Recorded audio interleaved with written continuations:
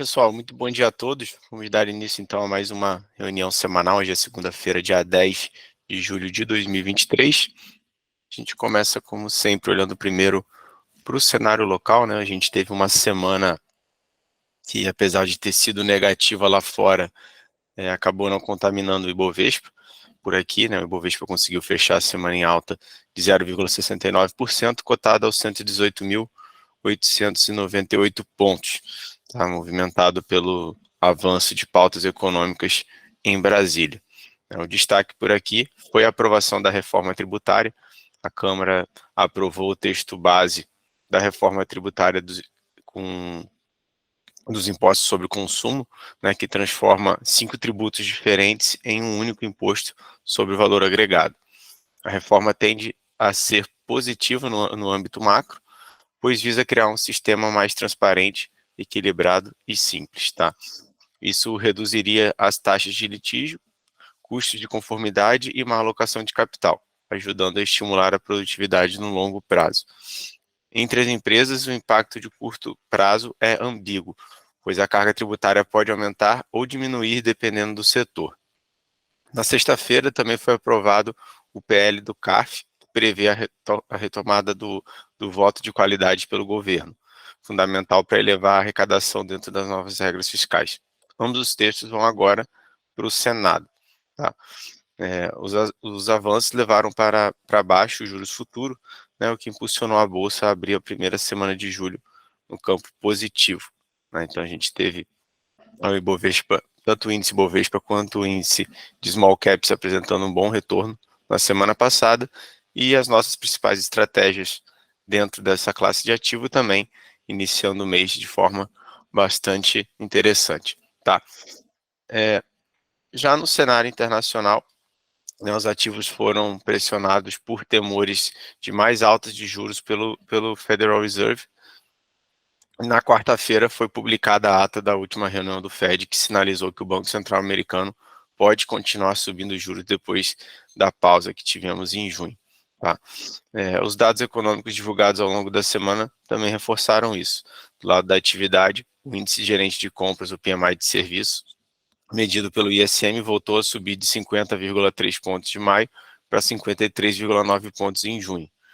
Já o payroll veio em 209 mil vagas criadas em junho, levemente abaixo das projeções de 230 mil vagas, enquanto a taxa de desemprego se manteve em 3,6%. Em resumo, os dados continuam indicando o mercado de trabalho aquecido, diminuindo consideravelmente a possibilidade do Fed não subir os juros na próxima reunião. Com isso, as taxas de juros dos Treasuries se elevaram, com o título de 2 anos chegando a superar os 5% e atingir o maior nível desde 2007. E as bolsas globais fecharam, então, a semana no campo negativo. Tá? Voltando para o Brasil, né, o nosso IFIX, nosso índice de fundos imobiliários, fechou sua 13ª semana consecutiva de alta, apresentando valorização de 1,12% na semana. Os FIIs de papéis integrantes do IFIX tiveram um desempenho médio de 1,2%, enquanto os FIIs de tijolo tiveram uma performance média de 0,92% na semana. Né? Com isso, o IFIX já supera aí mais de 11% de rentabilidade apenas em 2023. Na parte de moedas, o dólar fechou a semana em alta frente ao real, com valorização de 1,72%, cotado a R$ 4,87. Já o índice DXY, que representa a variação do dólar frente a uma cesta de moedas, apresentou queda, recuando 0,64% na semana. E no mundo das criptos, a semana ela foi bem movimentada, pelo menos em termos de notícias. A Charles Schwab, a Fidelity, a Virtus Financial e a Citadel Securities se uniram para lançar uma plataforma especializada em negociação de cripto. O projeto, que deve estar disponível até o final do ano ou início de 2024, visa aumentar o acesso dos clientes às criptomoedas e oferecer serviços de custódia, execução e liquidação. Outra notícia positiva foi a liberação dos saques criptos na plataforma do PayPal, que já permitia a compra e a venda de algumas moedas digitais desde o ano passado.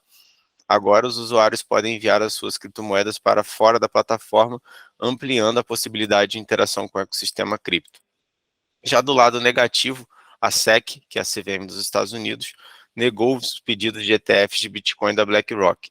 Segundo o jornal The Wall Street Journal, a SEC considerou os pedidos inadequados por não atenderem aos requisitos de proteção aos investidores.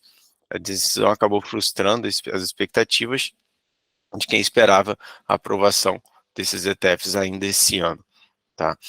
Apesar de tanto notícias, as duas principais criptomoedas também tiveram uma semana com baixa oscilação. Né? O Bitcoin ele fechou a semana em leve queda, caindo 0,9%, e o Ethereum recuou 3,42%.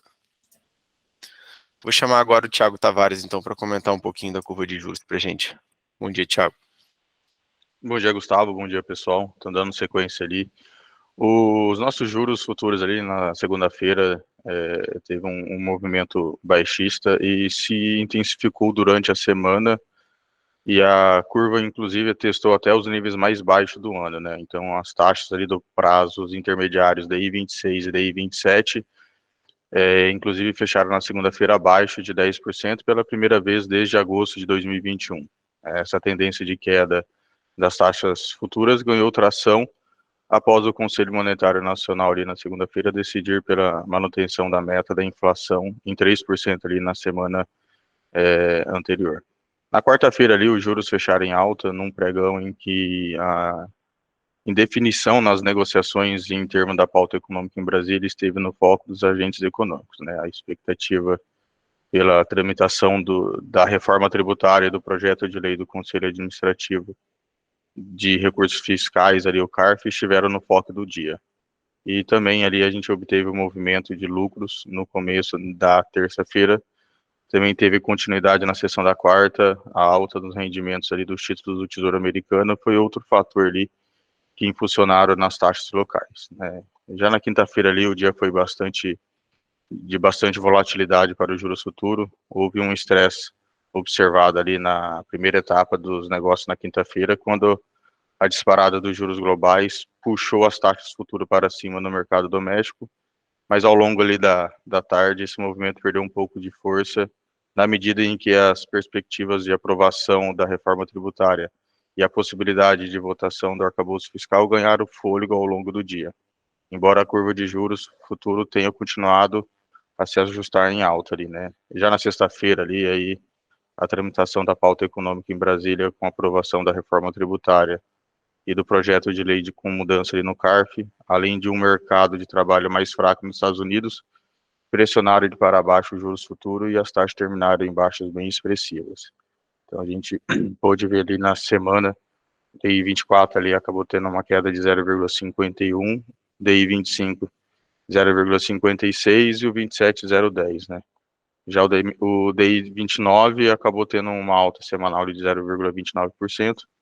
Com isso, ali, o nosso DI futuro acumula uma queda anual já na casa de 17,38%. E seguindo com a agenda semanal ali, nessa terça-feira será divulgado o nosso IPCA mensal e anual, né, onde o mercado está com uma expectativa ali na casa de menos 0,08% para o mês de junho, e para o ano na casa de 3,2% para o nosso IPCA.